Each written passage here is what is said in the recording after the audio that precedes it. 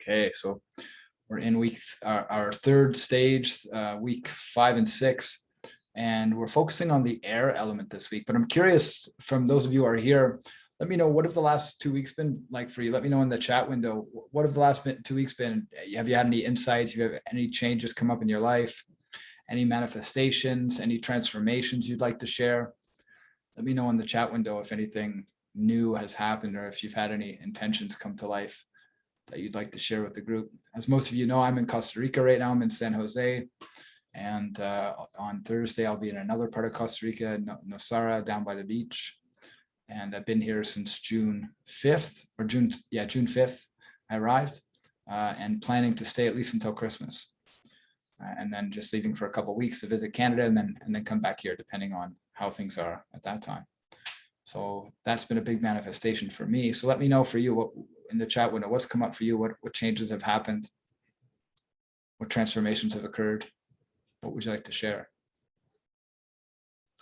Tony said, living more through my authentic and higher self. Great, Tony. Glad to hear, brother. My first week here in Costa Rica was spent in Rhythmia. So I went through 4 ayahuasca ceremonies and 3 breathwork ceremonies.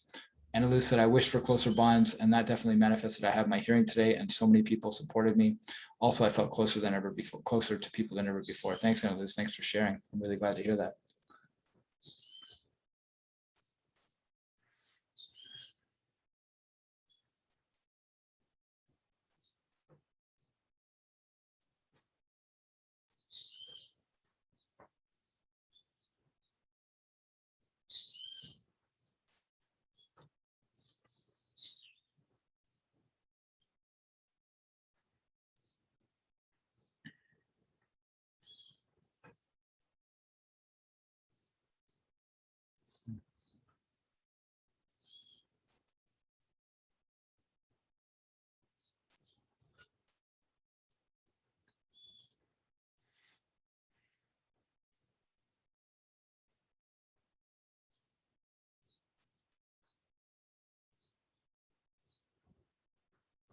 Those of you who are watching the replay, maybe you're not able to make it live, let me know in the comment section in the pilgrimage group what's come up for you and what's changed for you as well. Alexa said, very powerful lesser banishing ritual this morning. I got nauseous and vomited immediately afterwards. It sounds like you went through a purge, Alexis. Yeah, thanks for sharing.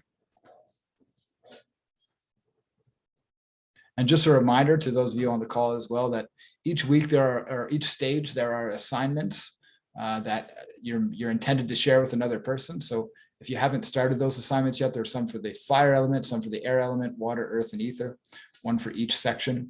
And the idea is that you start the assignment, you do as much as you can, and then you share it with somebody else in the group.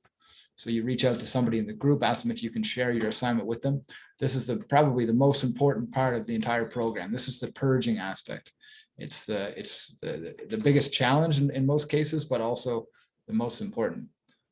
So Anthony said, as I made bold intentions, it has become clear to me which attachments and triggers I may be holding on to that keep me in the comfortable known life of my past. Yeah, thanks for sharing, Anthony. That's a big realization, or big realizations, I suppose. Thomas said, I had a very mixed time. 1 week was very good as I was on a self-awareness retreat. The second week was quite a contrast to this. Thanks for sharing, Thomas. I'm feeling something similar right now myself. Luke said, doing the practice allows me to be more in the flow state and less debilitated by anxiety. Thanks, Luke. So welcome, Sophie. We're just sharing what's come up for us in the last couple of weeks, any transformations or any manifestations or any challenges that have come up in the last couple of weeks. So if you want to just share in the chat what's new with you or what's been going on in your world.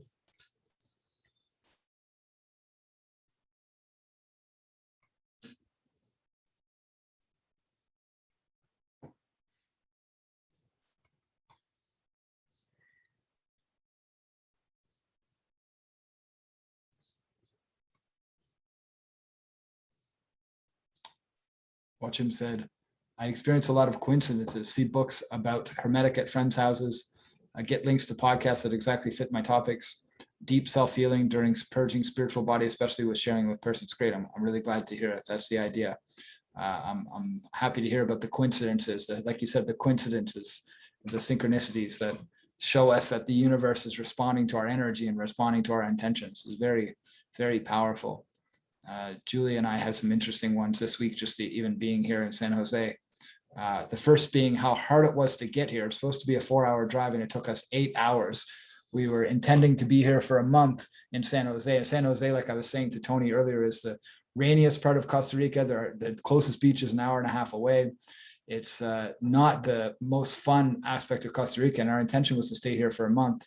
But after 2 days, we decided that we're leaving. So we're heading back to the beach, and that's where we're going to stay for the rest of our trip here. Same thing. It was really hard to get here. It took, like I said, 8 hours to get here. There was traffic jam after traffic jam. We didn't realize it until after we were here, and we were like, wait a minute. It was really difficult to get here. And when things are in the flow, they're not difficult. They flow easily and effortlessly. And that was our first sign that we were out of alignment. So it was a great lesson, and we're happy to have learned it and now be changing our location. Sophie said, what helps me the most is to look for the learnings in each situation, even though they are challenging, and to be grateful to be able to experience life with all of its facets. Yeah, thanks for sharing, Sophie. That is definitely a big part of the work, isn't it? Being able to see the lesson in each situation without judgment, and even if it's challenging, to be able to accept the lesson and move through it, and without expectation and without heavy attachment. So I appreciate you sharing. Becca, I'm not sure if you're on the call because I don't see you there. But let me know if you are in the chat window, and if not, we'll move on and start the next section of the call. So today again is the air element, and what we're going to be doing today is similar to last week. We're going to do another meditation. We're going to set some intentions. We're going to see what we can get out of this call and see what kind of insights and transformations happen. And then we'll do a little bit of coaching and dive into what comes up for you, what your visions or your insights are. And then and we'll have opportunities for sharing, and that will be the call for the day. And this will be also an opportunity to ask questions specifically about high magic. The way it kind of works is, so Becca just said, I've had a lot of past trauma resurface and need to be recognized and reintegrated. Thanks, Becca. I'm happy to hear that because I know it leads to healing, but I'm also hearing the pain that might bring up too. And I acknowledge that would be challenging for you. So I just want to remind you that we're all here too. We're all here if you need someone to chat with.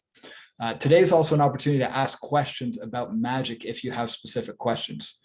My Tai Chi master once told me a story about a mother hen and 5 little chicks. And there was one chick that was most sickly and most weak. And the weakest chick, the mother hen wouldn't feed it. And you think, well, why wouldn't the mother hen feed the weakest chick? And the reason the mother hen wouldn't feed it is because if the baby chick didn't ask for food, it would die. So Tai Chi kind of works the same way. My Tai Chi master won't tell me how to do things. He'll only answer my questions. He won't tell me things. He'll only answer my questions. So magic works the same way.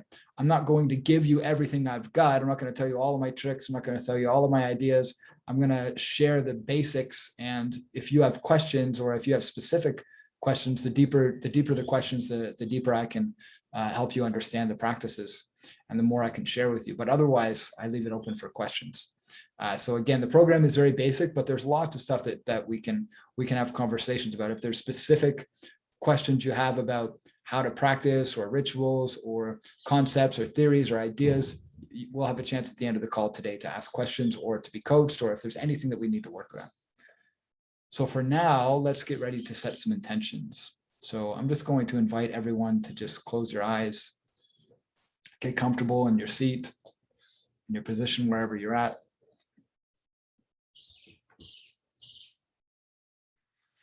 And just begin by taking some deep breaths.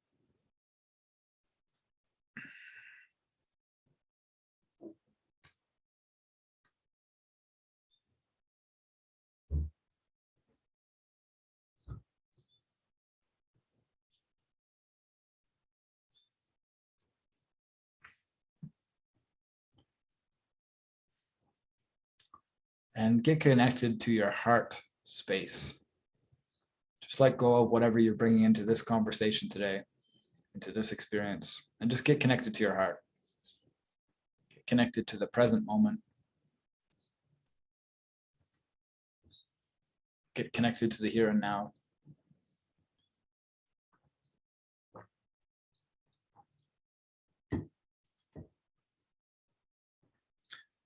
Let's imagine that in this conversation today, We can create so much energetic momentum that we can manifest a miracle in your life. What miracle would you ask for? Let the answer come to you. Sit with it for a few moments until it becomes crystal clear. And then when the answer becomes crystal clear, I invite you to share it in the chat window.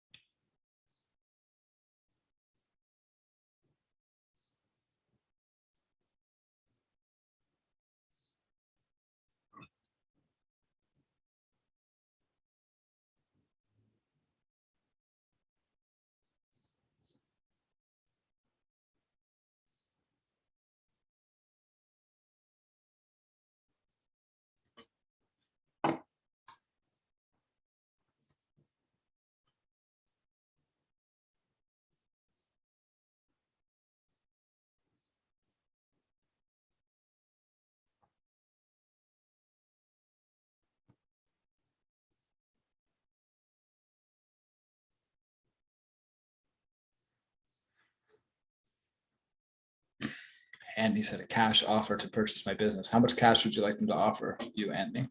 It's a good specific, dream big.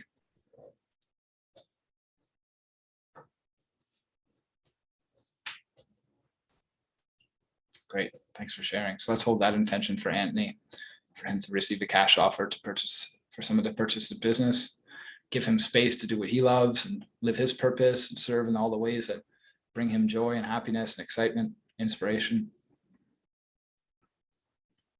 So Anthony, my challenge to you today during this journey is to feel that as if it's already happened, to feel the joy, the excitement, the passion, the inspiration. Just really let yourself live in that space. Anna Lou said, I would ask for joining or meeting a group of like-minded individuals with cool inspiration and aspirations that serve some higher goal. Thanks, Anna Lou. Yeah, I'm holding the intention for you.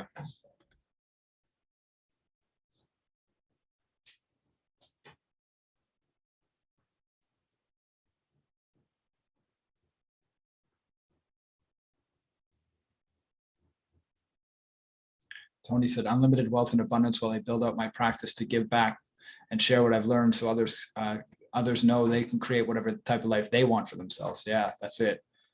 If we can give back and help others create a life that excites them and inspires them, that's the ultimate form of fulfillment, I believe.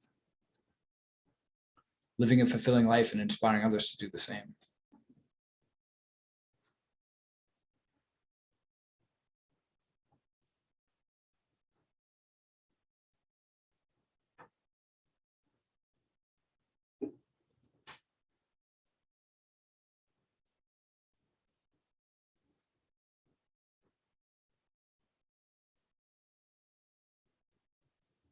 Luke said, be healthy and cultivate wisdom to offer healing to those in need.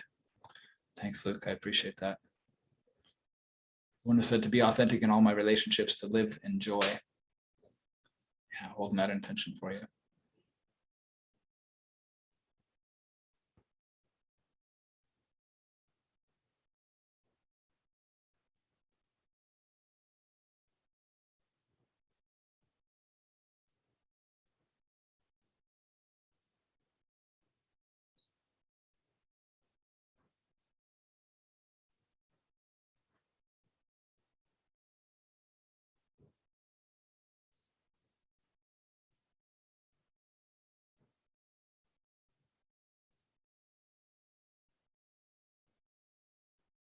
Sophie said, reconnecting myself to be at peace, joyful, and fully in the now.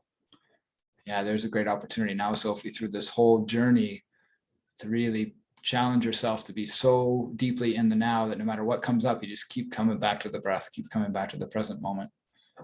We'll share that intention with you.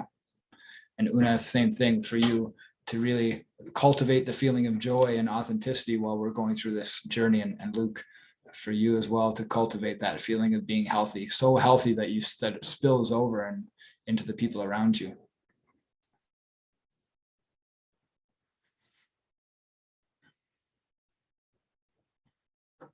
Becca said, receive my American passport with no issues and receive a financial miracle so that I can enroll myself in the Hippocrates Health Institute. Yeah, great. So my challenge to you, Becca, is to, and this came instantly as soon as you said that, to allow yourself to receive insights for who you can ask money from.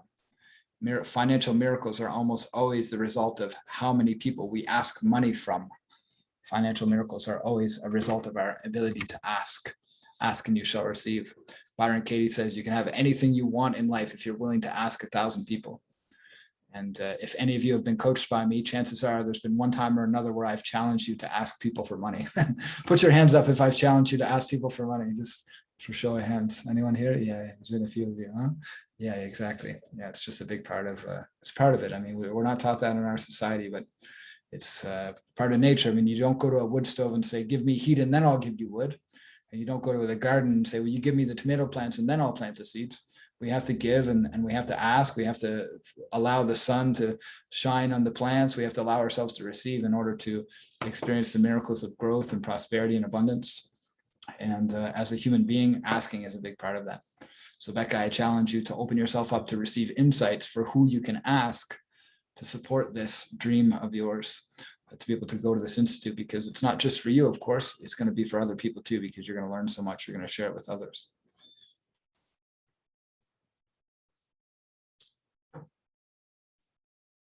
Thomas said, I want to live my most powerful and joyful life and inspire others every day and live fully abundant, also financially, and especially having the courage to stay in my full size and power. Yeah, I'm holding that for you, Thomas. I'm looking forward to our call this week too, to hear how things have been. Same with you, Alexis.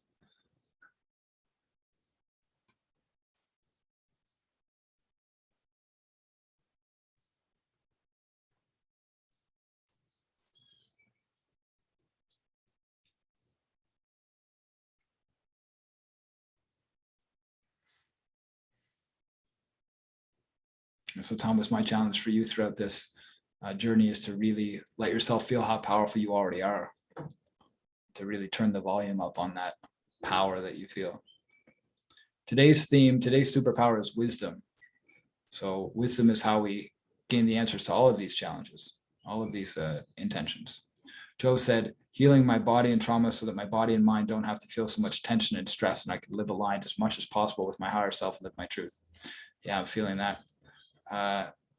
Alexis is having the audio break up. Is the audio breaking up for anyone else? No, it's working for everyone. Okay. Might be a connection on your end, Alexis, or maybe your audio source. Yeah.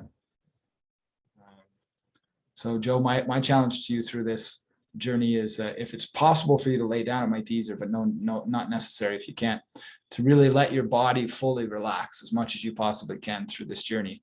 We're going to be using the alpha wave binaural beats again, and they're really great for relaxing the body. I listen to them and help my body relax too. So if you have that ability to lay down and to allow your body to relax, that might be very helpful throughout the journey. So my intention is, well, at Rhythmia, so by the way, those of you who don't know, Rhythmia is an ayahuasca resort in Costa Rica. Anthony and Tony have both been here. They were the most recent two people that suggested it to me. I've had a number of people suggest it over the years, and hearing their experiences just encouraged me to go. And I just left there on Sunday. And while there, I recognized two things. I recognized that for a big part of my life, I've had this amazing life where I've been able to manifest these big dreams and do really incredible things. But for a lot of my life, I couldn't feel the things that I was experiencing. So I'd win a fight, or I'd act on a TV show, or I'd win an award. And as soon as it happened, I'd immediately be thinking about the next thing. What else can I manifest? What else can I create? What else can I experience? Who's felt that before in their lives? Like you don't really enjoy your accomplishments. You move on to the next thing almost immediately. Yeah, almost everyone here. So I recognized that what I was really struggling with was that I had a very a beautiful life, but I wasn't able to fully feel my life. Wasn't able to fully feel my life. And the more I learned about my body and my neurology and my nervous system, I learned that really the issue was that I experienced so much pain in my life that I unconsciously started numbing my pain by just not feeling any emotions. So rather than fully feeling my emotions and fully feeling my feelings, I wouldn't feel any of them, which also stopped me from being able to feel my positive emotions. Who's struggled with feeling positive emotions in their lives before? Yeah, again, most of us as well. Exactly. So my intention is I'm launching a program on July 15th called Loving the Life I Live. And it's going to be a 12-week program, a lot more deep coaching, deep body work, and other type of work that's designed to help people fully feel their emotions, fully feel their experiences. So it's only going to be a group of 5 people. So my intention for this call is to launch the program in the next couple of weeks so that I can have it ready by July 15th and to fill the program by July 15th with 5 people who want to go on that journey with me. So that's the intention I'm holding here today. So, okay, everyone, I'm going to invite you all to get yourself comfortable. You can shut off your video if you like. You can lay down if you want to. You can get yourself in whatever comfortable position is best for you. And you're going to want to get as deep as possible in this journey. If sitting is totally fine as well. I'm going to be sitting. Some of the rest of you will be sitting just naturally anyway. The idea here is to let yourself get into a meditative state. I'm going to be sharing my screen with you, which is going to be the media player and the binaural beats again.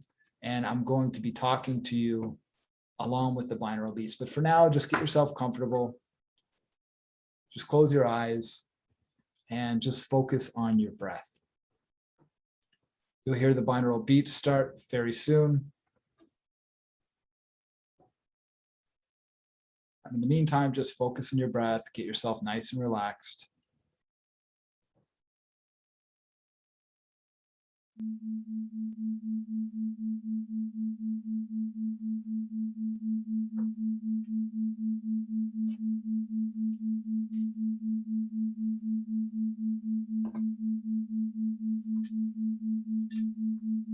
And just focus deeply on your breath, breathing in your belly, in your chest, and then just let it all go.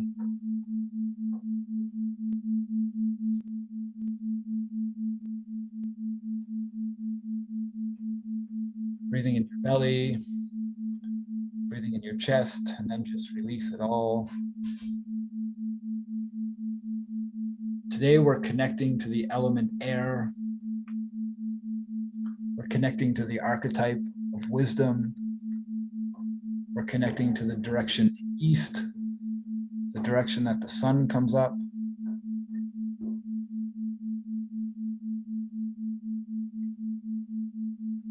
Let's imagine that you're standing in front of a set of elevator doors. You press the button to go down. And after a moment or two, the elevator doors open up and you step into the elevator. You're going to be going down 10 floors.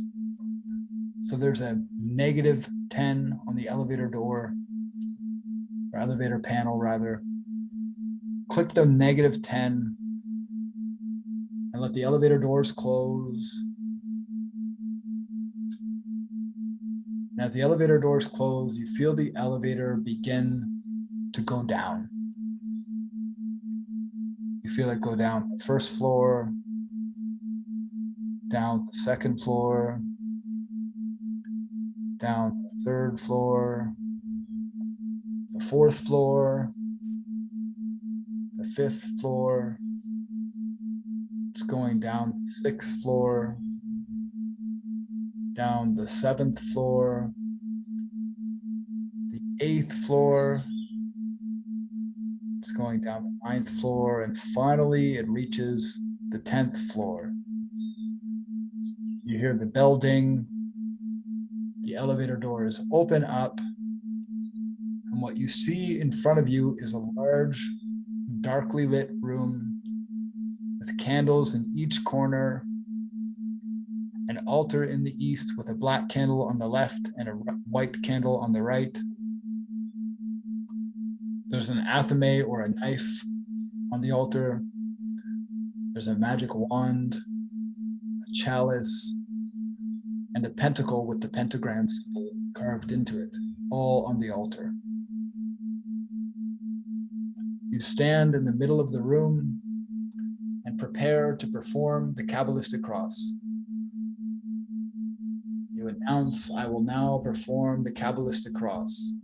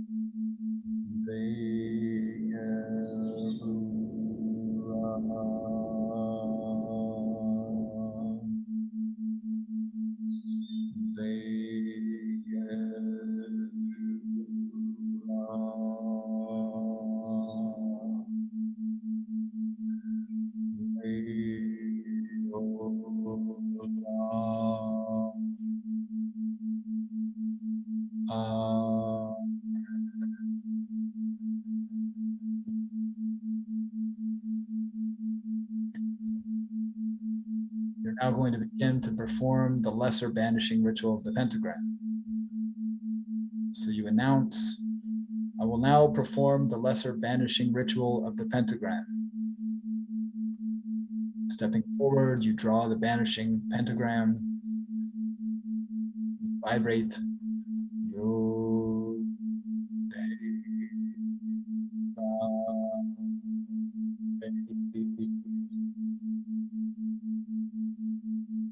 Moving clockwise to the south corner, vibrating.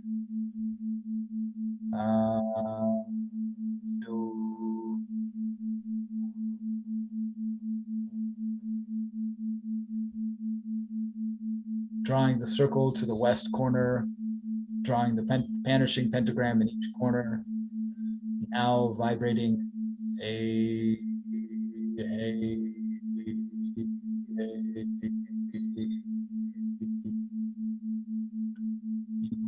clockwise again, now to the north corner, drawing the pentagram and vibrating.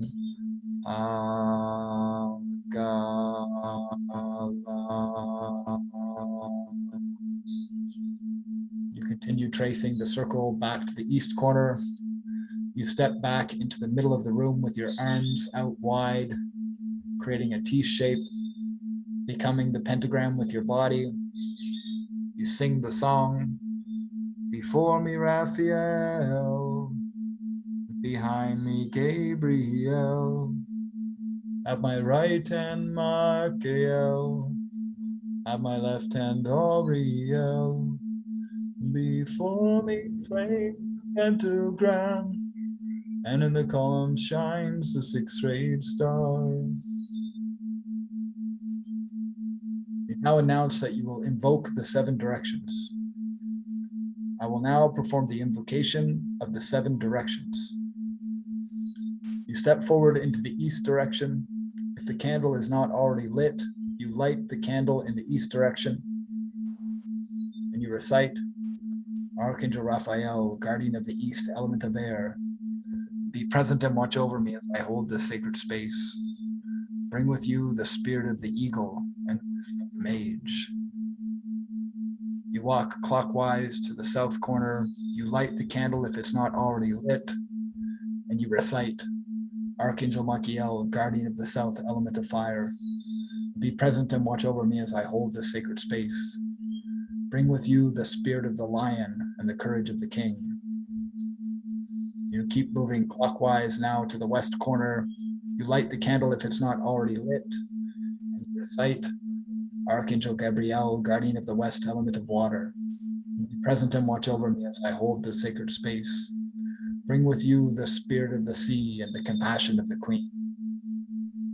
You will again clockwise to the north, lighting the candle if it's not already lit, and reciting, Archangel Oriel, guardian of the north, element of earth, be present and watch over me as I hold this sacred space. Bring with you the spirit of the trees and the humility of the priestess. You now move back to the altar in the east. You light the black candle, then you touch the ground, and you recite, O great mother, queen of the moon and earth, be present and watch over me as I hold this sacred space. Bring with you the forces from below to nurture my roots and help me to forgive. You then light the black candle on the right. You put your hands in the air and you say, "Oh, great Father, King of the sun and creator of the universe, be present and watch over me as I hold this sacred space. Bring with you the forces from above to lift me up and show me to my kingdom." Raising your right hand to the sky and your left hand to the floor, you recite, "O great God, great divine oneness, unity of all that is and ever was and ever will be. Mother, Father, Holy Child, hear my prayer. Be present and watch over me as I hold this sacred space. Bring with you the spirits of above and below to transform my intentions into actions and manifest them through wisdom of as above, so below, as within, so without, so be it, so it is. Amen." And now you lay flat on the floor.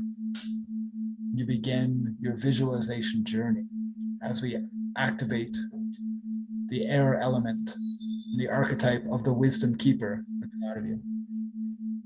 Just focusing again on your breath, breathing deeply into your belly, into your chest.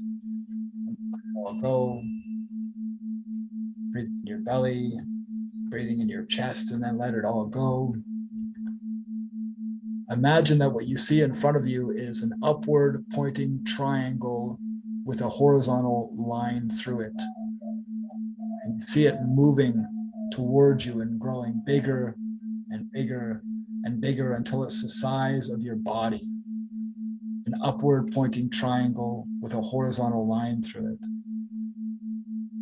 And then the triangle begins to shrink. It gets smaller and smaller and smaller, and you feel it coming closer and closer and closer to you. And it suddenly dissolves into your throat area. The element air, the archetype of wisdom, dissolves into your throat and merges with you.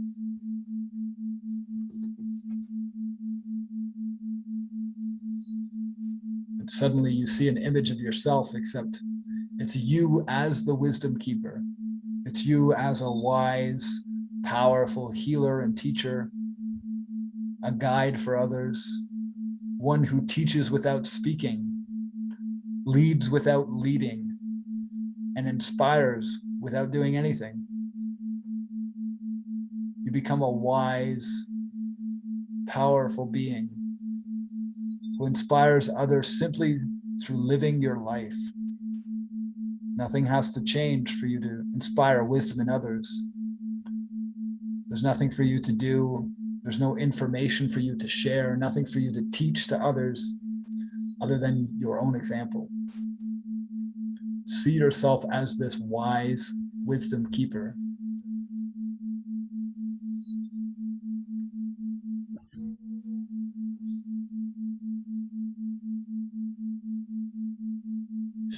See yourself as this wise teacher, this guide, this shaman,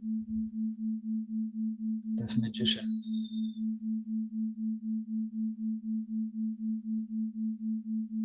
Suddenly you feel the energy of the eagle, the large bird, wings almost as wide, or maybe wider than our arms. This massive bird flying overhead, seeing your life from a higher perspective. Connect to the energy of the eagle. See your life from the higher perspective.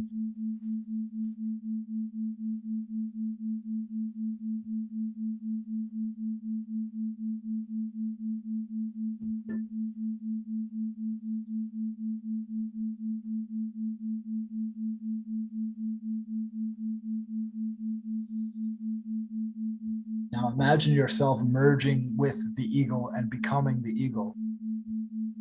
Feel yourself flying high above your life, seeing your life and all of the details from the perspective of the eagle, from the perspective of this higher bird, this higher being, with this higher perspective of your challenges, your intentions, and and all of the aspects of your life you intend to better understand.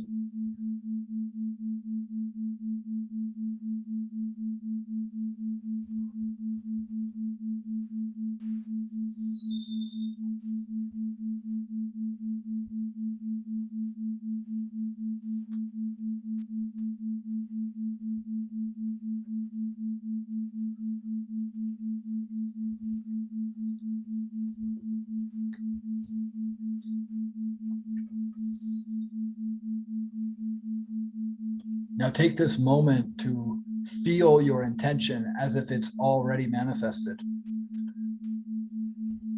Take the next few minutes to feel your life as if all of your dreams and desires have already come to fruition. Live your life as if all of your dreams have already come true.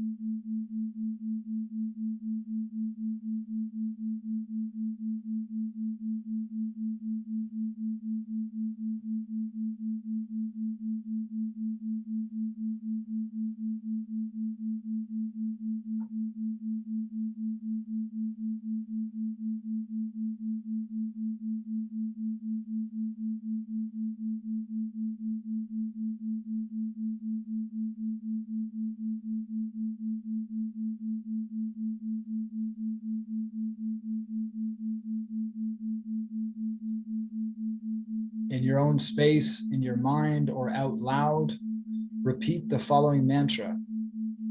I create with my thoughts, words, and deeds. I create with my thoughts, words, and deeds. I create with my thoughts, words, and deeds. I create with my thoughts, words, and deeds. I create with my thoughts, words, and deeds. Repeat the following. I will find the truth in the silence of my mind. I will find the truth in the silence of my mind. I will find the truth in the silence of my mind. I find the truth in the silence of my mind. I find the truth in the silence of my mind. Repeat the following. I express myself honestly, authentically, and transparently. I express myself honestly, authentically, and transparently. I express myself honestly, authentically, and transparently. I express myself honestly, authentically, and transparently. I express myself honestly, authentically, and transparently. Repeat the following. I give more than I receive, and I ask for what I want. I give more than I receive, and I ask for what I want. I give more than I receive, and I ask for what I want. I give more than I receive, and I ask for what I want. I give more than I receive, and I ask for what I want. I give more than I receive, and I ask for what I want. Repeat the following.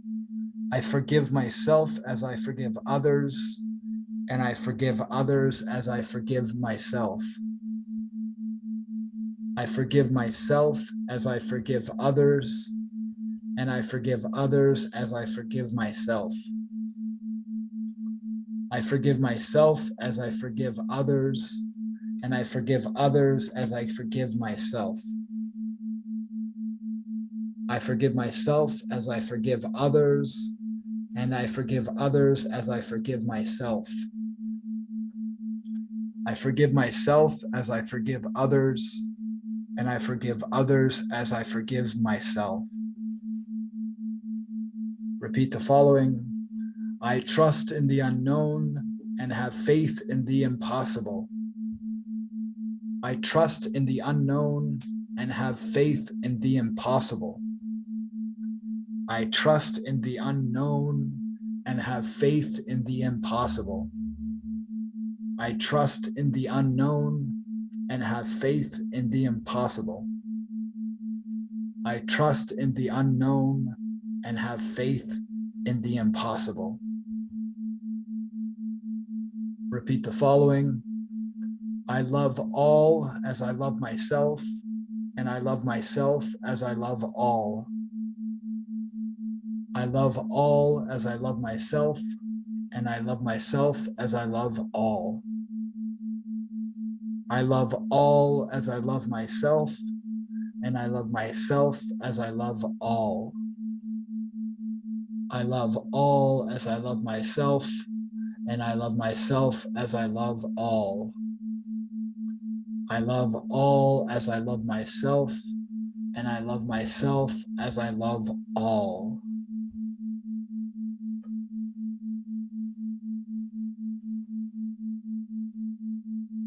Hey, hey, hey, oh, hey, she, love, hey. Hey, hey, hey, yod, hey, shin, vav, hey. Hey, hey, hey, yod, hey, shin, vav, hey. Hey, hey, hey, yod, hey, shin, vav, hey. Hey, hey, hey, yod, hey, shin, vav, hey.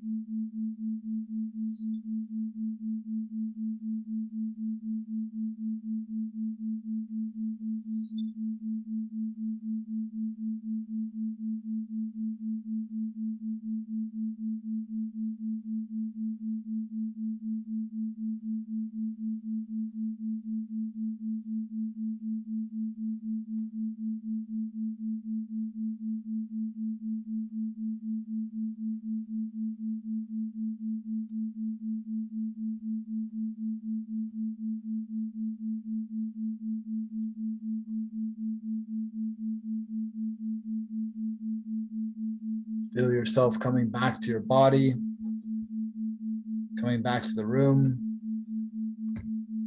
Imagine that you're still in that brightly lit, candle lit room with the altar in the corner. You open your eyes and you can see the ceiling of the room. You can see the candlelight dancing off the walls.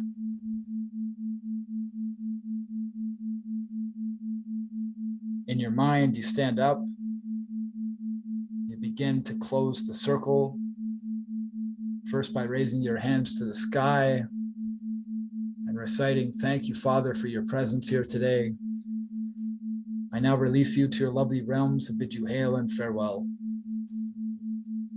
Extinguish the white candle. You place your hands on the floor. You say, "Thank you, Mother, Queen of the Moon and Earth, for your presence here today. I now release you to your lovely realms and bid you hail and farewell." You extinguish the black candle. You face the east. You say, "Thank you, Archangel Raphael, for your presence here today.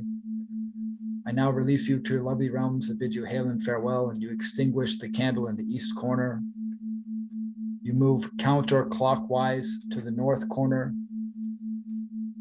And you recite, "Thank you, Archangel Auriel, for your presence here this evening. I now release you to your lovely realms and bid you hail and farewell."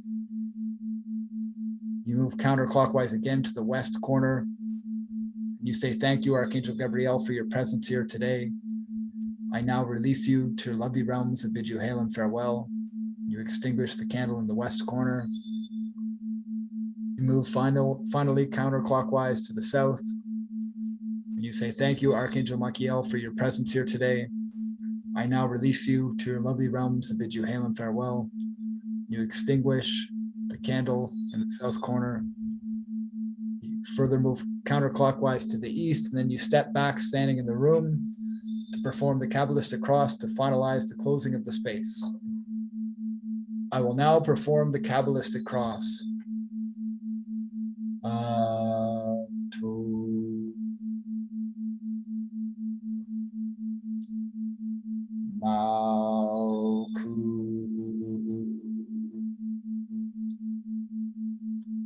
Vegeluna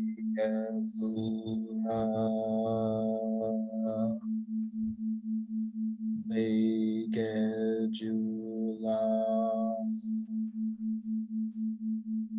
Leona.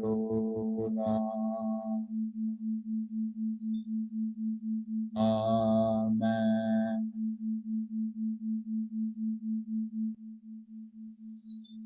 Slowly begin to come back to your body. You move behind you and you step back into the elevator. You press the button to move up to the ground floor. move to the negative 10th floor, the negative 9th floor, negative 8, 7, 6, 5, 4, 3, 2, 1. Finally, the elevator doors ding, and you're at the ground floor. The doors open up. When you're ready, no hurry, you can begin to open your eyes, come back to the space. When you feel up to it, you can share your experience in the chat window and come back to the call.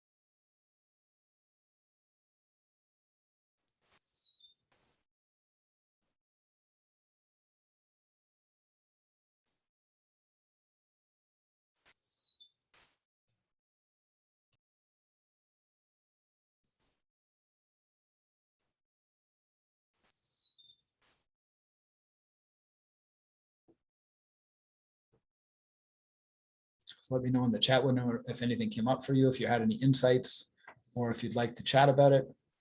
Let me know in the chat window, and we'll have a conversation.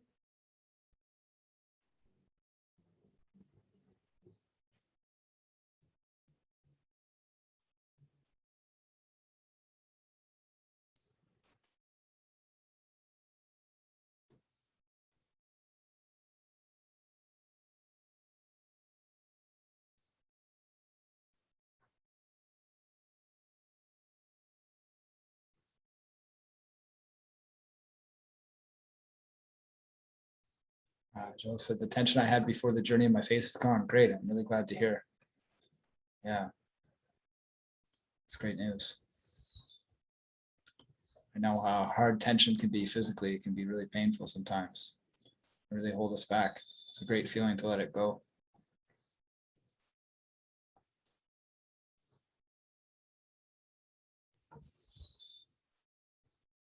Cool. Let's have a chat, Tony.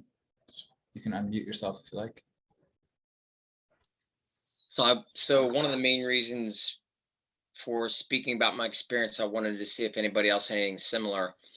I quickly moved into such a deep, peaceful, relaxing state that I don't think I was quite asleep, but I was probably as deep as you could get with still being there.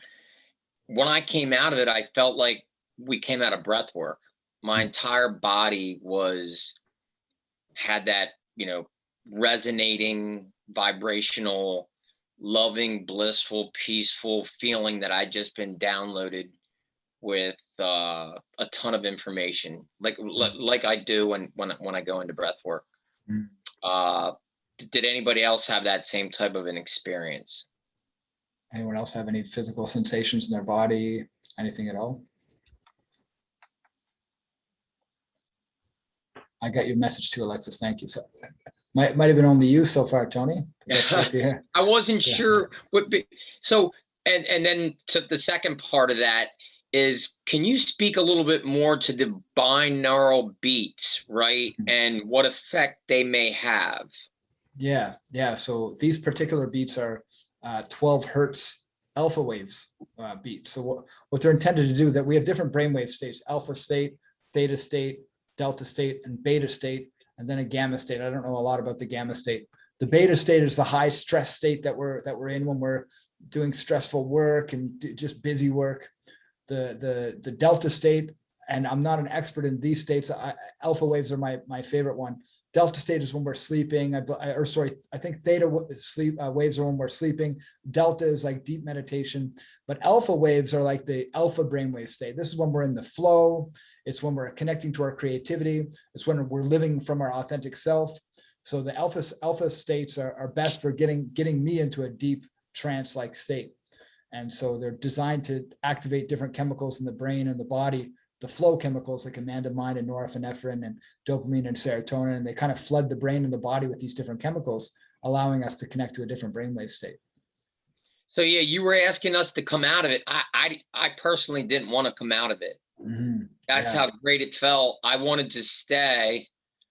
So you owe me one, Ricky. Yeah, you got it. And remember it was a fantastic experience. So thank you.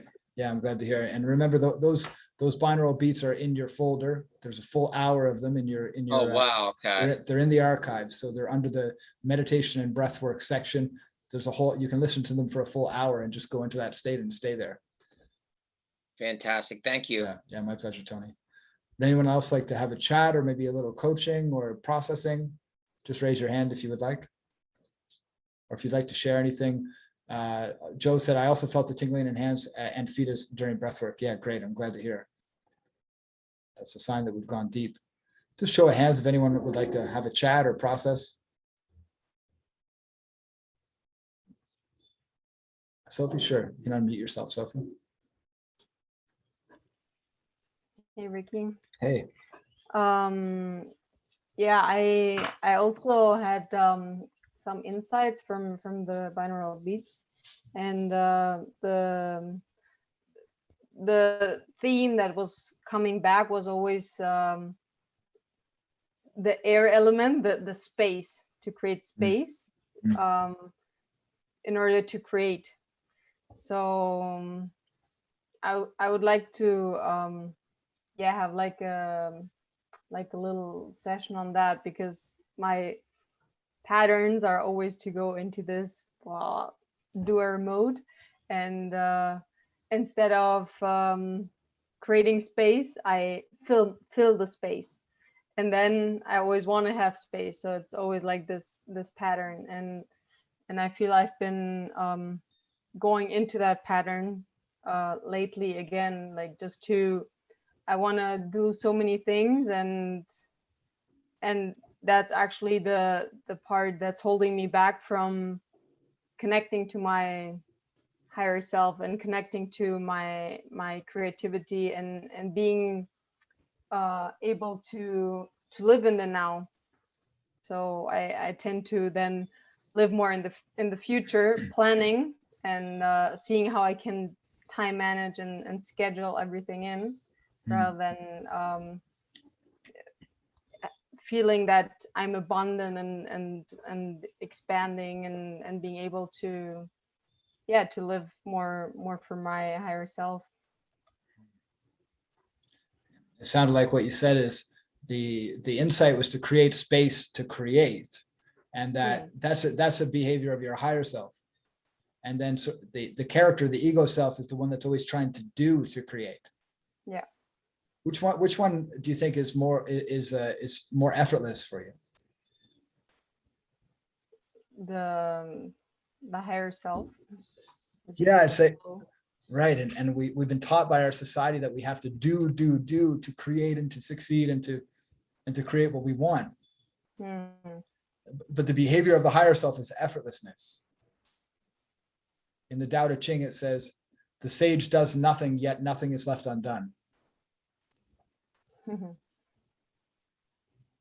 how can you create more space in your life? Where do you find yourself doing when you should be creating space? One part of life is work related stuff. So I actually don't think I need to work as much as I do, or at least being in front of the screen, like screen time in general. So that's one theme.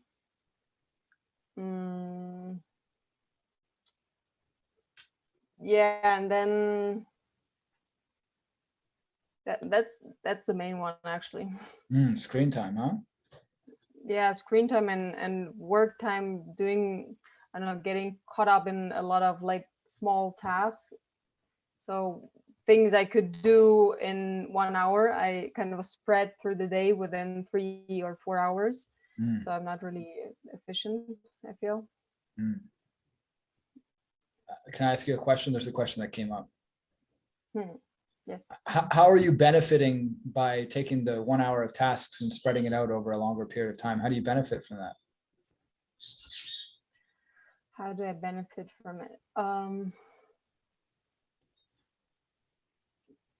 So it's this dilemma of wanting to have more space and more room, but when I have it, I get anxious. So actually it's avoiding at the same time. And when I'm on the screen, I feel I'm like almost like plugged to the system. So I'm in the doer mode. So, and that gives me some sort of flow state, but it's like an unhealthy flow state. So I feel I'm productive. I feel I'm worthy. I feel I'm doing something that's useful. So yeah, it's giving me that sense back. So I heard you say that it's avoiding anxiety, but it's and then what it's giving you is a sense of worthiness. Yeah. What is the anxiety giving you when you're feeling when you're in that anxious state? What is it giving you?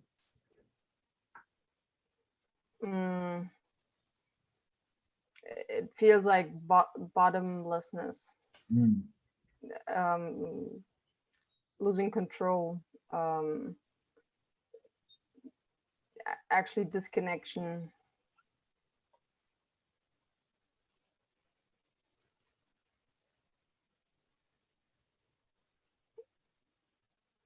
So it's like I would like to have more space, but when I have the space, I get anxious. Who knows that feeling? Anyone else feel anxiety in space a little bit? Yeah. It's not part of our society, is it? It's not part of the mainstream society to feel okay with space.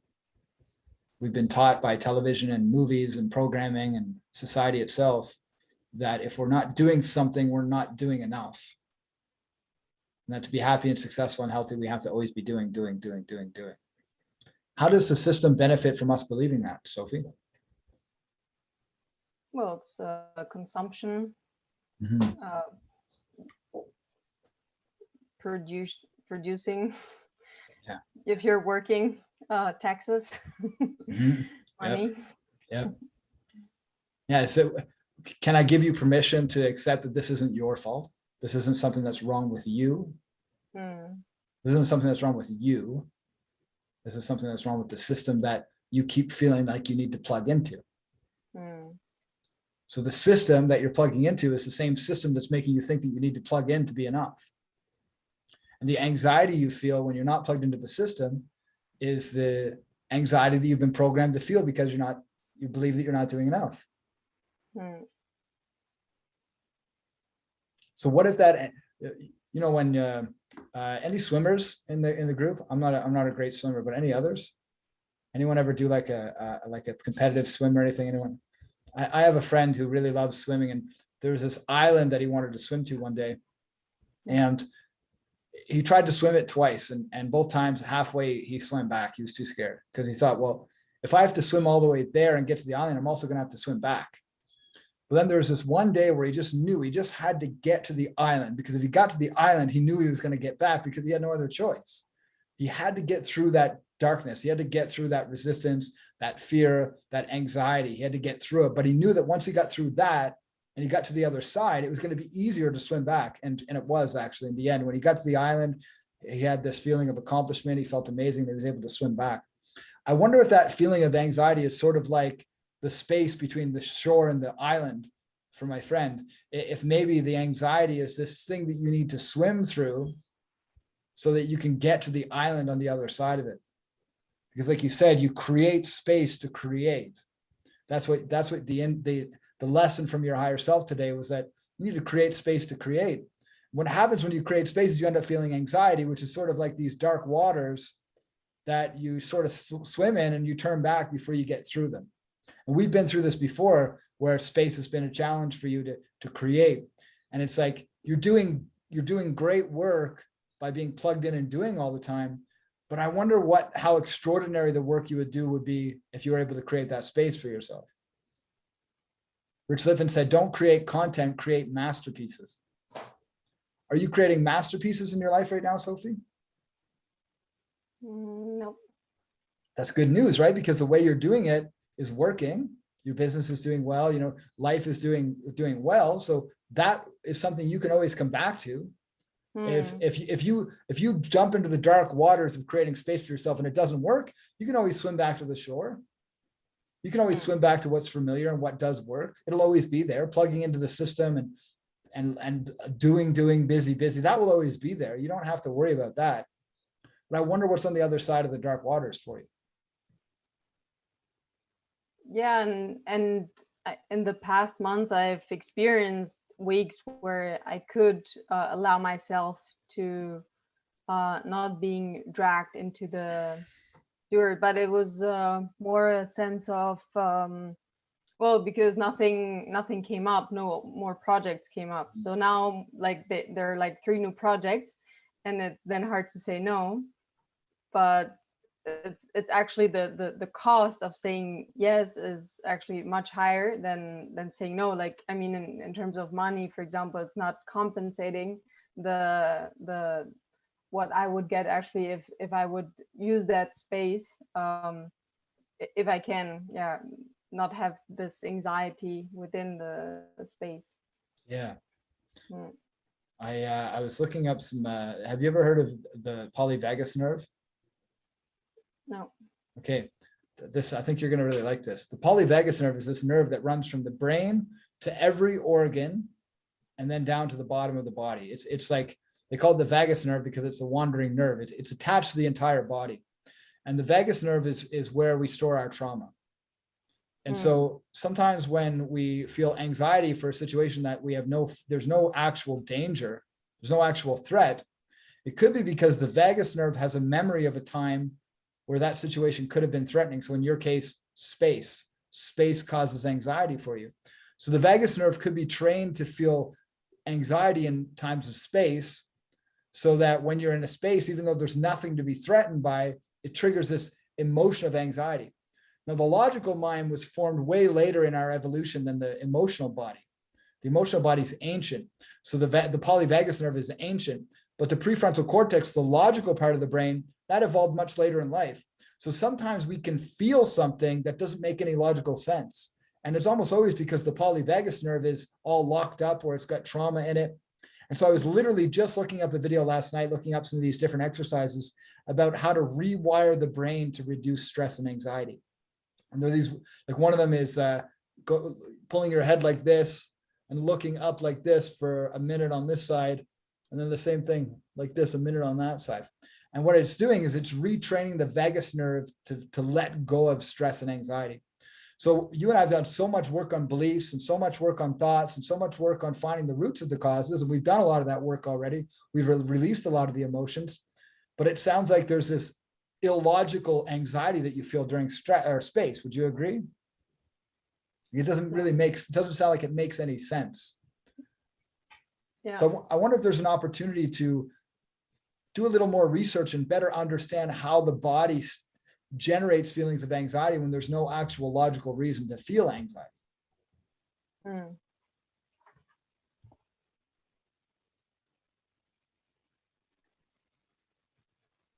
Anyone else ever feel emotions sometimes that don't make any logical sense? Yeah, Joe didn't even skip a beat. His hand was up right away. Yeah, exactly.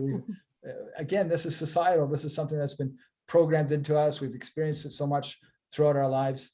And there's only so much belief work and emotion work and thought work we can do before we have to start getting into the physiology and the nervous system and better understanding how the nervous system is wired. Because Sophie, with some of the stuff you and I have talked about in the past, the big vagus nerve stuff is right here, right in the solar plexus in the stomach.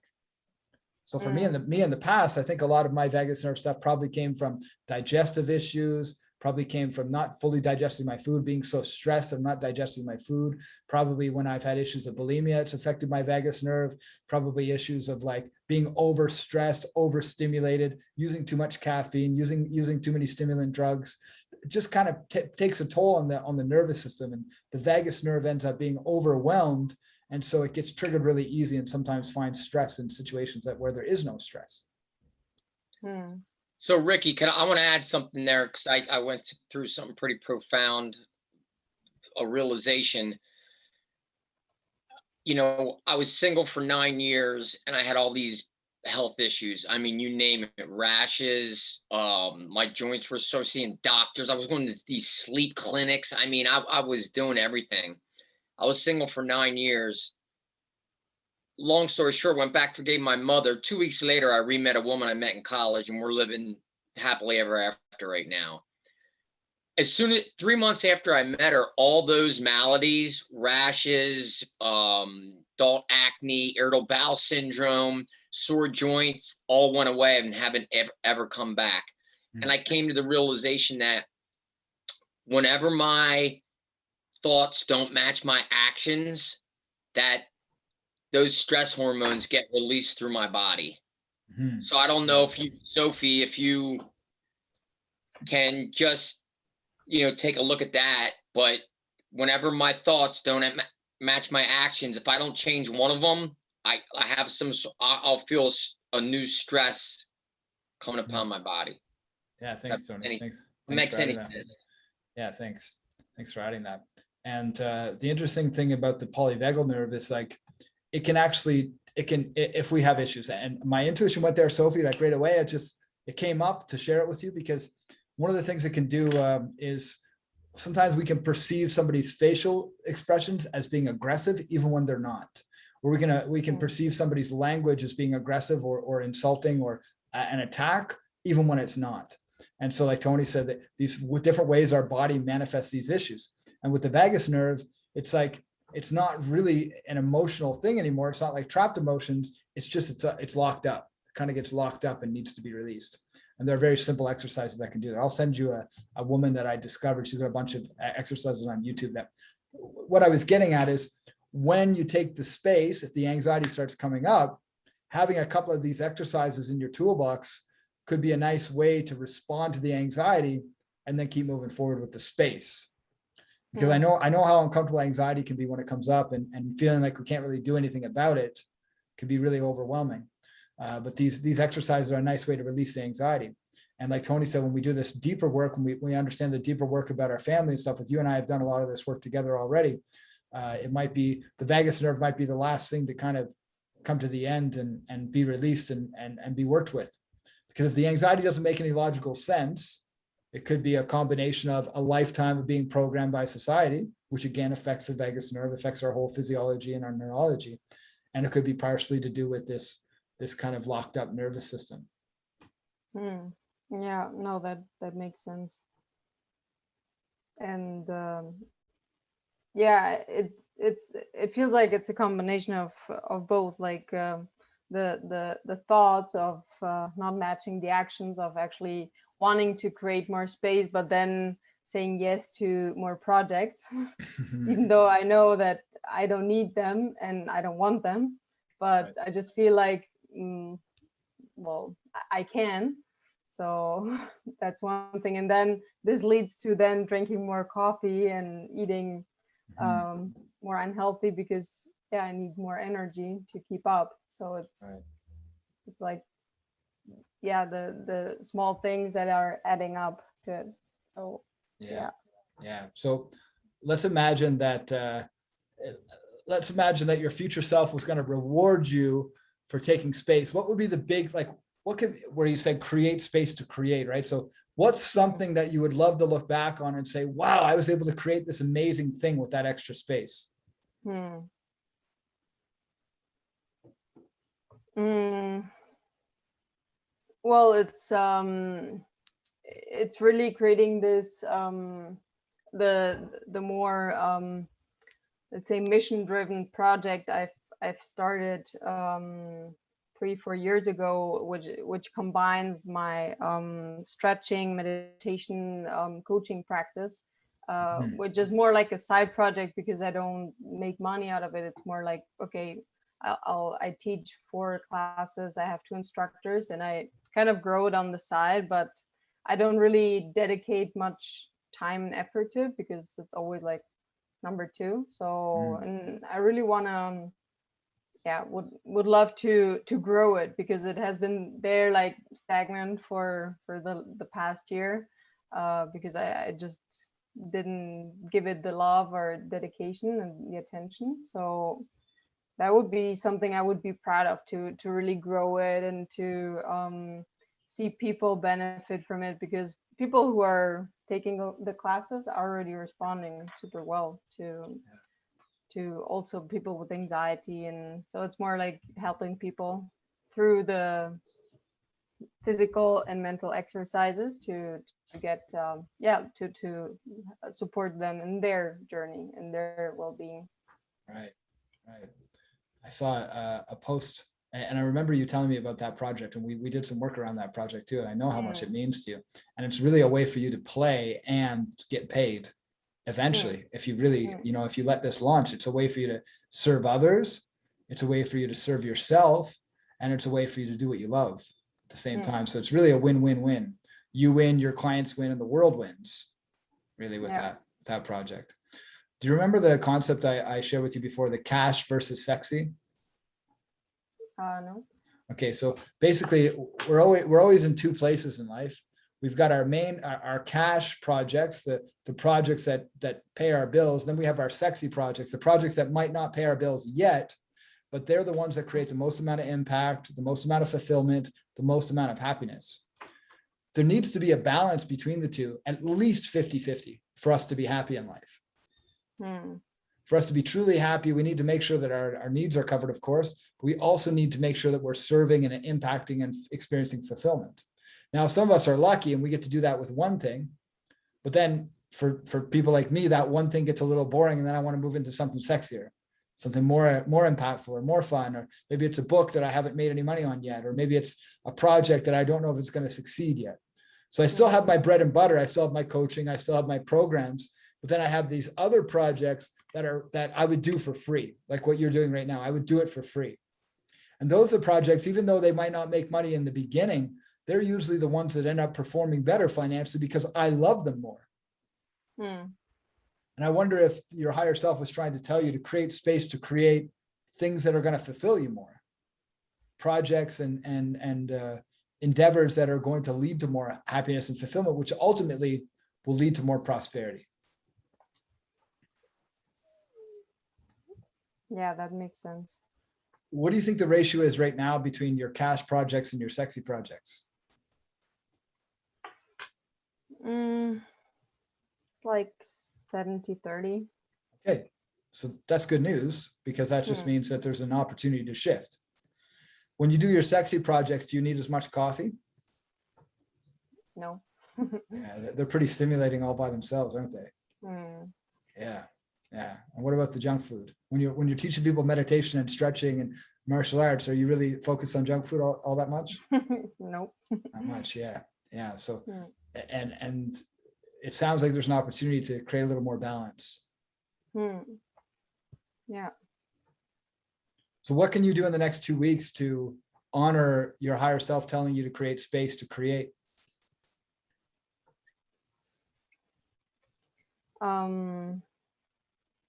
Saying no to additional projects, Mm.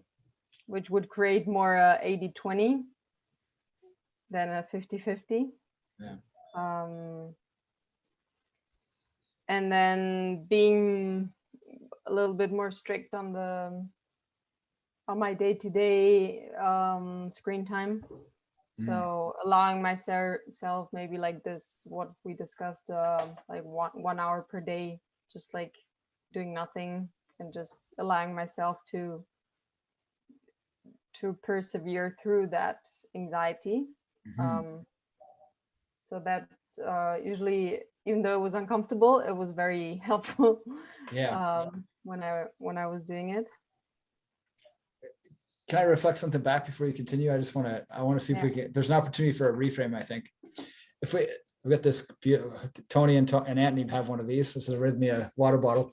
If I planted an oak seed, if I cut the top off this and I planted an oak seed in here with some soil, that oak tree would grow probably to about this big, or, maybe double that size. And then what would happen? It would stop. Why? Because you can't expand the roots. Yeah, there's not enough space, right? Mm. So you said doing nothing. And I saw something, I don't know, I might be making it up, but I saw something in your body when you said that. It was like, oh, it's not right to do nothing. But creating space isn't doing nothing, is it? No, I would be actively making that space. Yeah, it's creating room for expansion. Mm. Right. So, but you had this belief that space is doing nothing. And, again, we're taught by society and our parents and the world that doing nothing, there's something wrong with doing nothing. You're not really doing nothing. Even in space, we can't do nothing. Nothing is a concept that isn't even real, because even the word nothing is still something. Mm. Yeah, it's actually creating space. Yeah. And that creating space to create, well, that's the same thing you do when you take the oak tree out of the bottle and you put it in the garden. Mm. It sounds like your oak tree is getting a little smothered and it needs space to expand. Yeah. No, and I like the rephrasing of instead of 1 hour doing nothing, 1 hour of creating space. Yeah, because from there, anything's possible, right? Yeah. Mm. Yeah. Cool. Yeah, so I think these two are, that's already good homework. Great. Okay, let's leave it there. Thank you, Sophie. Thank you, Ricky. Would anyone else like to play? We still got some time. Joe, let's hear it. Unmute yourself if you like.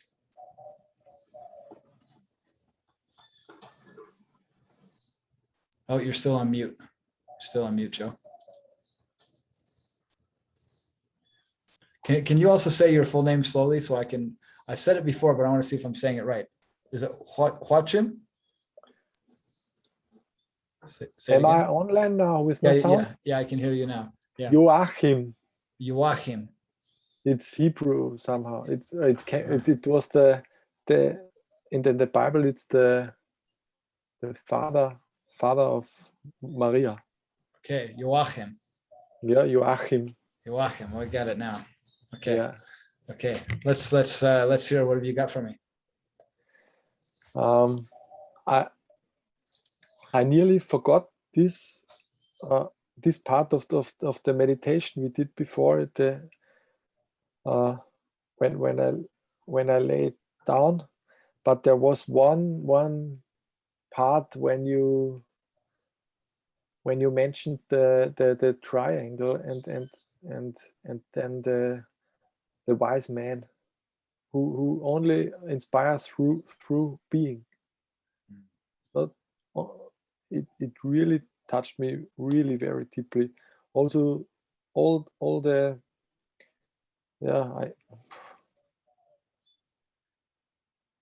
it's something I'm really somehow longing for. That's what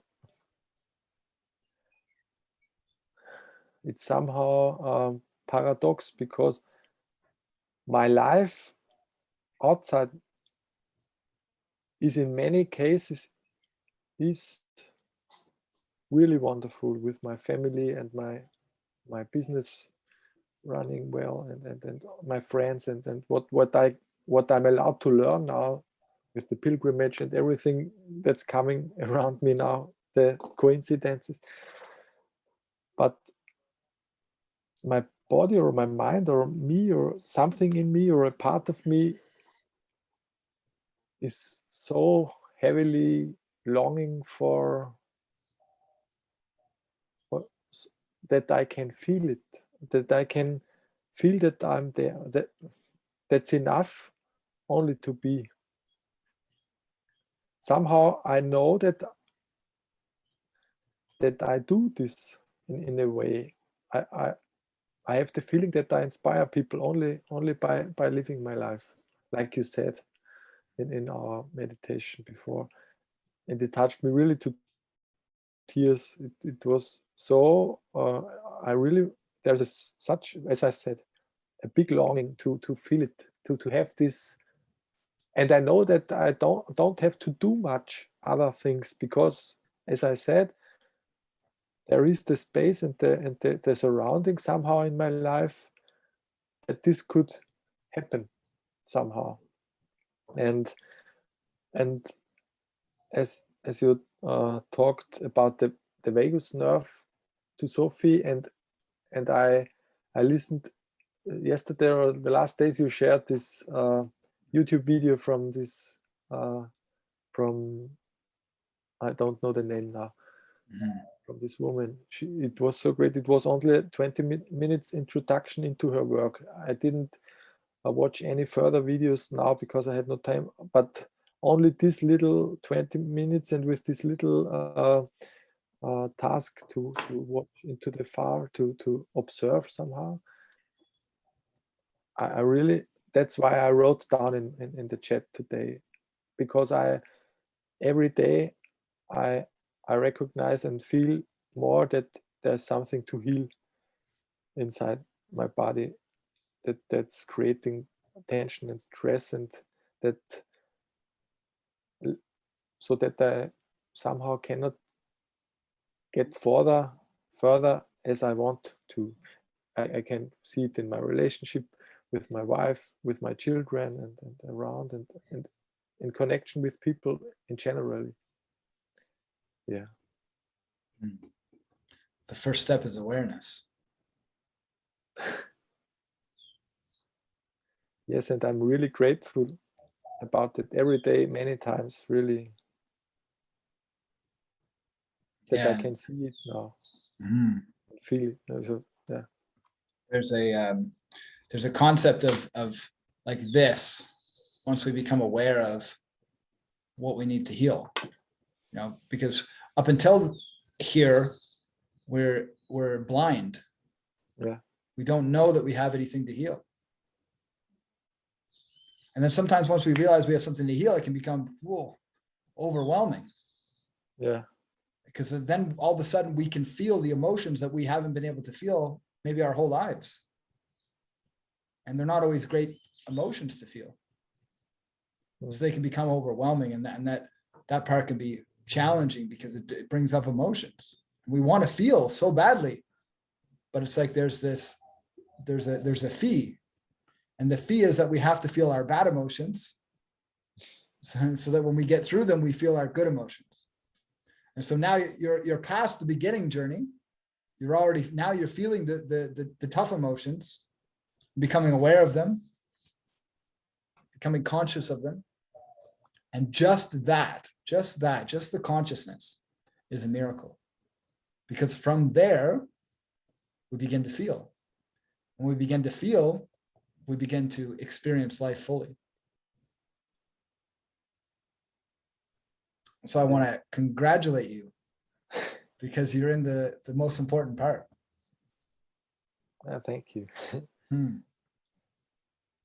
Who's inspired by him sharing this right now? I see it doesn't take much, huh? Doesn't take much, just living your life, speaking your truth, sharing your story. That's how we inspire. Thanks for showing up. Yeah, thank you for showing up. How can I support you in this moment?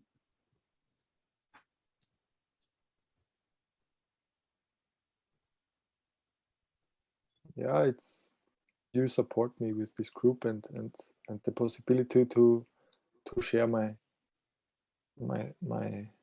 insights. Mm, Yes, yeah. and we, yeah, with many things you share during the day. I really love the work in this pilgrimage. It's really the time for me now. Mm, yeah. Yeah.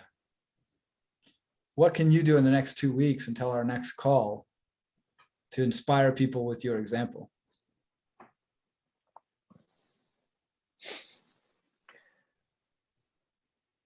Yeah, yeah. Only to talk about. I only have to talk about my insights. I think in my experience. I do this, so I really yesterday I shared my lists from the purging the spiritual body with, and so and I did some challenges with playing music on the streets, and when I did it at my hometown, I did it at our vacation in another country, and so I'm really challenging myself, and it's fun really. Mm, And I'm not only doing this, I'm talking about it now, because talking and communication is always was an issue for me. And so also these groups like that are really really a blessing for me, mm, that I can a playground to yeah, to bring it to bring my communication skills somehow further. yeah. Can I offer you a challenge? Please. Okay. My challenge is for every day for you to just think of one way you can communicate and inspire others with your story or your example or your music or your art. Just one thing every day. Could be this big, could be this big, just one thing every day for you to challenge yourself to share yourself with the world. Okay. Okay. So I'd like you to let us know in the pilgrimage group every day for the next 14 days, what is the thing that you did every day, starting tomorrow? Okay. Okay. Sound good? Yes. Okay. Yes. Thank you. Very good. Thank you. Great. Thank you. Thank you. Joachim? Joachim. Joachim. Joachim. Joachim. Yeah. Yes. Great. Thank you. I thank you. Yeah. Yeah. My pleasure. Would anyone else like to play? Thomas. Okay. You can just unmute yourself. Hi. Hey, Thomas. I just wanted to add that I could relate very easily and intense to Sophie's story, because as I wrote in the beginning, I was in a kind of a retreat for 4 days 2 weeks ago, and the big part for me there was to make the next step in my let's say growing up. I mean, this is a topic that I'm kind of working on since 25 or 20 years consciously, let's say. But it was part of making the next step for me. And the guy who did this retreat with us, he just asked me how I would stand physically if I would have made this step. So because once a guy told me, I was doing a coaching years ago, who said, he asked me, what do you think, how powerful are you? And what do you think, how powerful do other people see you? And I was saying, like, I see myself here, and other people, really, the feedback I got was really good, especially from my music stuff. And he said, well, here it's easy. If you reach with your self image the level others see you, it will work, you will find out. And I'm still doing work with this. And then the guide said to me, well, how would you stand in the room if you would be there already? If you would be this 100% how other people see you? And I just did a physical move and changed my posture. And then this happened what maybe Sophie was describing. Maybe, could be wrong. But what happened is I started to become and feel very peacefully. There was lots of space around me. And then it started to be scary because I didn't notice. It felt a bit, it has that two-sided feeling. The one was, it was so relaxing, so powerful, and it felt like a big inflammation in the whole body vanished, like an emotional inflammation that vanished and went away. And then the moment afterwards was, okay, it's so silent. What should I do with this? This was my anxiety that kicked in. And since I'm, as I said in the beginning, the last week was really hard for me, fitting in my daily life this experience, because I started to pick up every possibility to fill the day with action. And for me, this is the hard part at the moment, to create this space, as you said. And I think also what Joachim said, it connects for me in my experience at the moment to create this room and space in my daily life and trust that I will feel when I have something to do. But this is not always that easy at the moment. So the next step I feel is to adapt the apartment, that it fits to this new size I experience. But for me, it was like, or it still is like growing up and taking my space, taking my size and my full power. And then it starts to become really peaceful. But this is, I don't know how to describe.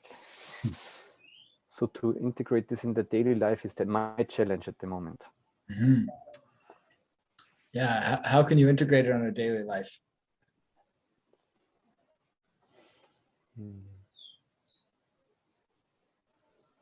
I mean, there's really the thing to experience again how it felt. For me, it's a very physical thing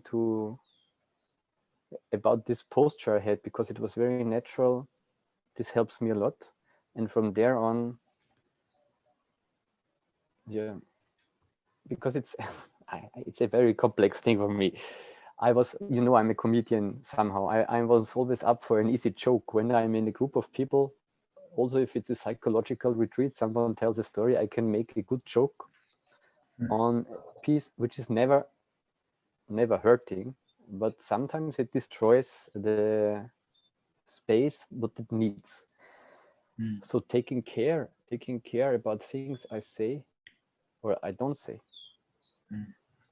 As Joachim said, this inspiring just by being. I had 3 experiences since this last week where I was there, held the space and didn't do anything. With my new group I started, I was preparing and thinking, what should I do? And the only thing was I was there and let them share their experiences and keep the space. I was in a school with a guy who does work with young men, and I didn't say 5 sentences in 3 hours maybe. But he was thanking me afterward for being present and having the space, holding the space with him. So the experiences I have is doing nothing as I was trained to do. And it can be also exhausting, I found out. But yeah, trusting more, I don't know. Not always being on this jump for the next joke, let's say, or the next thing to say or to do. Waiting a moment longer than normally could be a thing on my reactions. Waiting a moment longer. Before, yeah. Trusting the space and time that arises when I normally would already react to avoid something or to fix. Do you find that the jokes or trying to fix were ways of avoiding the vulnerability of just the space that you're experiencing?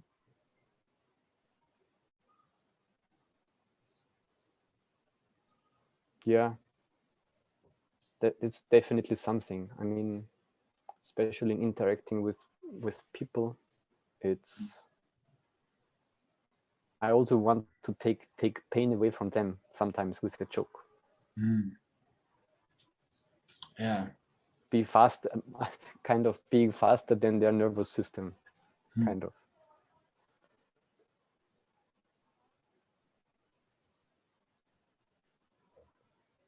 Is there ever a time where it's better to feel pain than to not feel it?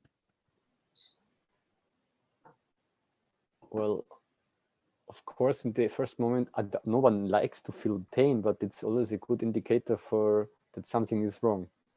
If I don't feel the pain when I cut my finger or have a deep cut somewhere, I might die because I don't feel what's going on, that I'm losing blood. I mean, the indicator is good.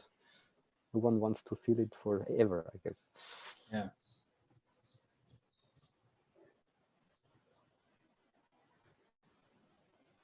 And if you were to make a joke when somebody needs to feel the pain so they can be aware of the wound beneath the pain, what could you be taking away from them in that moment? Yeah.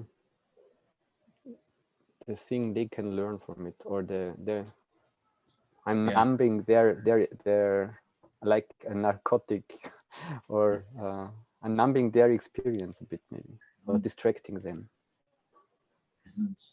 to be aware what's going on.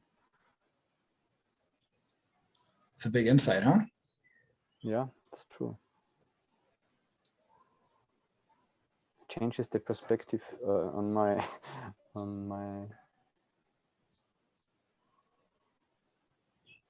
way of dealing with it.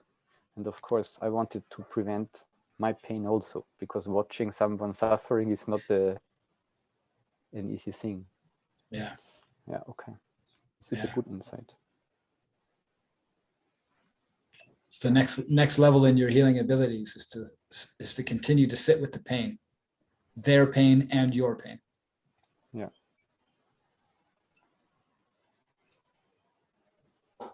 And waiting a moment longer. That's true.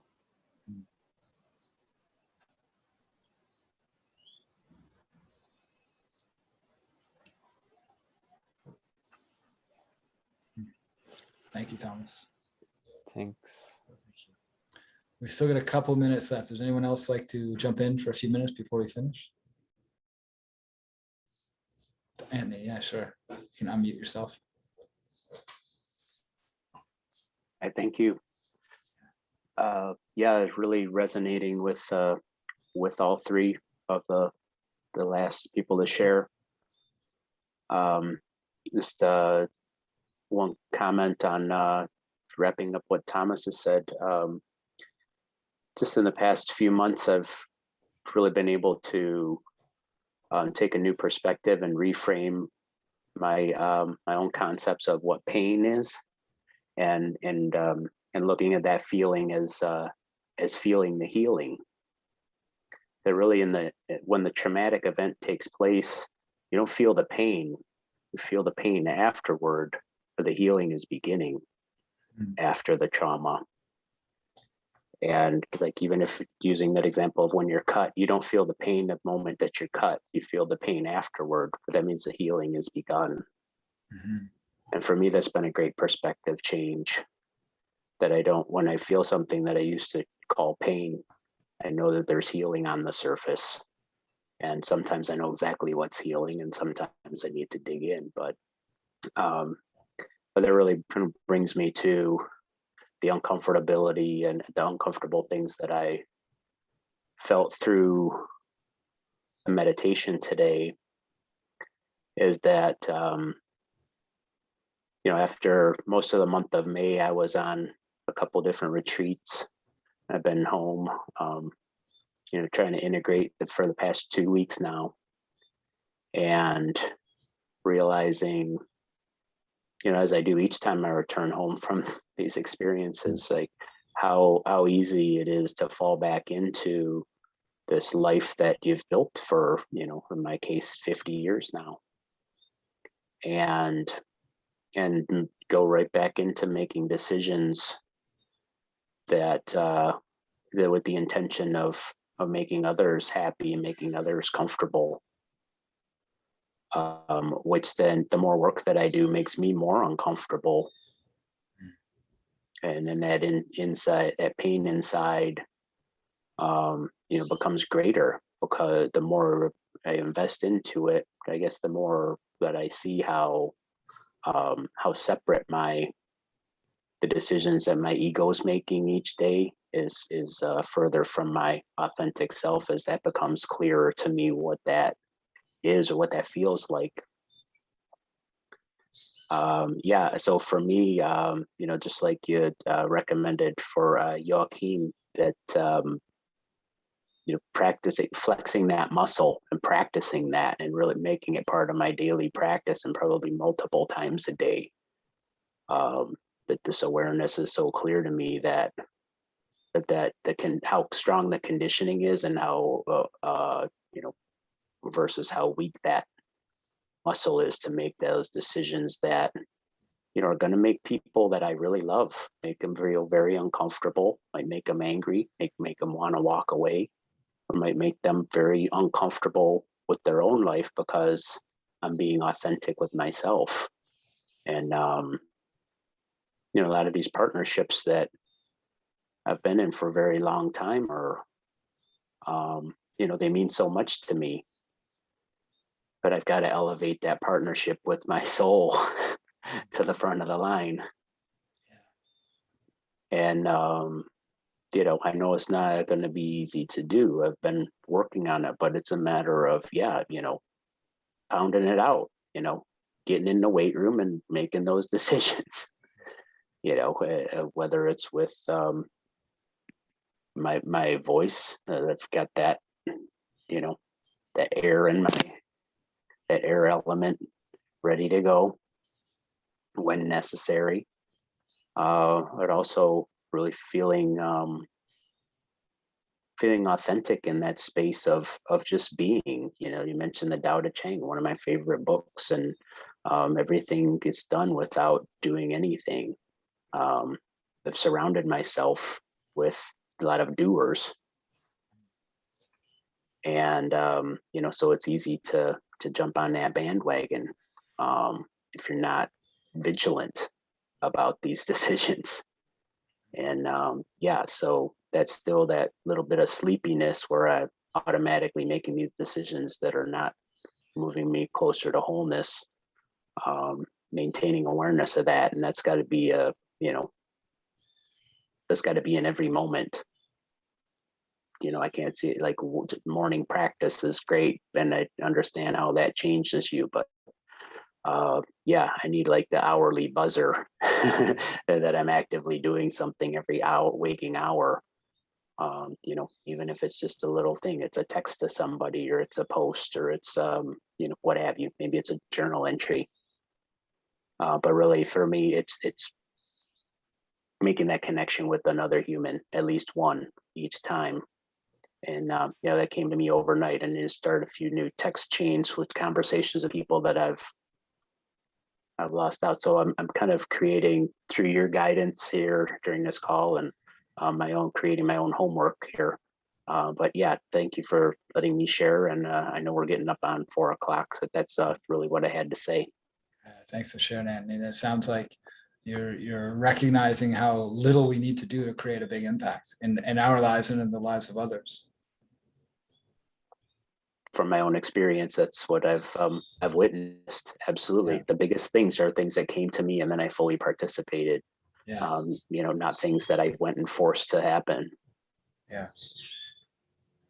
Thanks for sharing. Thank you. Appreciate that. My pleasure. So we're at time now, everyone. That's the end of the call for this week. So you already have your group homework. That's the air element, purging the mental body.